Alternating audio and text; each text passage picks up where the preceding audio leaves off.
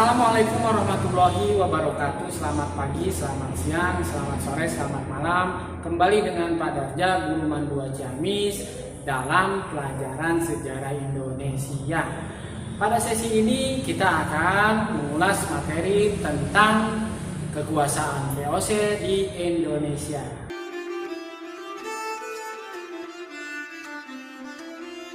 Oke, kita lanjutkan kekuasaan VOC di Indonesia. VOC ini adalah Vereniging Oost Company.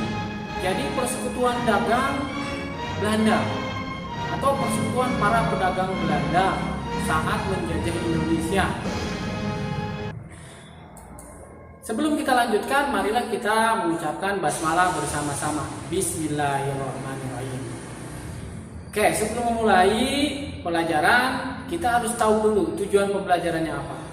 Pertama, menganalisis lahirnya VOC dan tujuan didirikannya. Kemudian menganalisis kekuasaan VOC di Indonesia. Selanjutnya, menganalisis proses kebangkrutan VOC di Indonesia. Nah, VOC sendiri dibentuk pada tahun 1602 sampai dengan 31 Desember 1799. Sebagai upaya untuk memperkuat diri dalam menghadapi persaingan perdagangan dengan negara atau bangsa lain. VOC mempunyai hak oktroy atau hak istimewa.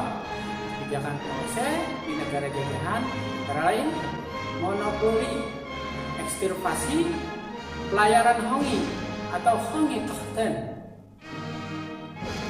strategi divide et impera atau politik adu domba. Kemudian VOC tanggal 31 Desember 1799 VOC secara resmi dibubarkan dan pemerintahan VOC di Nusantara diambil alih oleh pemerintah kerajaan Belanda.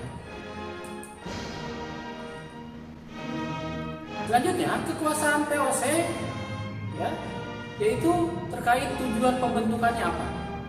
Membantu keuangan Belanda, menyaingi dagang dari bangsa lain, menjalankan pemerintahan sebagai wakil pemerintah Belanda di India Timur. Selanjutnya, apa itu hak oktroy? Hak mencetak uang, hak memelihara angkatan perang, hak memerintah daerah diduduki, hak melakukan monopoli perdagangan rempah-rempah. Kemudian kebijakan apa saja yang dimiliki oleh VOC?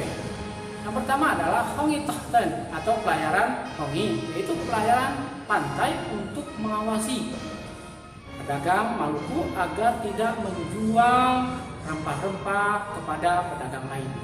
Kemudian hak ekstirpasi, menebang tanaman rempah-rempah yang diproduksi secara berlebihan. Selanjutnya kebijakan kontingenten, kewajiban rakyat membayar pajak dalam bentuk hasil bumi. Kemudian Verplicht Leverantie, yaitu kewajiban rakyat menyerahkan pajak berupa hasil bumi. Kemudian Ranger Stelsel, kewajiban menanam kopi bagi rakyat Priangan, Jawa Barat, Priangan. Selanjutnya, beberapa kebijakan dari Gubernur Jenderal seperti Peter Both. Kebijakan Peter Both antara lain membangun markas besar VOC di Ambon. Kemudian berhasil mengadakan perjanjian dagang dengan Maluku, menaklukkan Pulau Timur, mengusir Spanyol dari Tidore. Kemudian meski berkantor di Ambon, Both juga mendirikan kantor dagang VOC mula-mula di Banten tahun 1610, kemudian di Jayakarta 1611. Selanjutnya, kebijakan yang berhasil dilakukan oleh Jan Peter Kroon, yaitu memindahkan markas besar VOC dari Ambon ke Jayakarta, mengusir orang-orang Inggris di Pulau Run yang diam-diam tetap melakukan perdagangan dengan penduduk Banda. Selanjutnya mengusir dan melenyapkan penduduk asli Banda. Selanjutnya menerapkan kebijakan ekstirpasi. Nah, sekarang kita berbicara kemunduran VOC. Yaitu penyebabnya antara lain korupsi, feodalisme, ketidakcakapan para pegawainya, dan terlilit hutang. Demikian penjelasan materi tentang kekuasaan VOC di Indonesia. Apabila kalian kurang paham, boleh bertanya kepada dia. Terima kasih.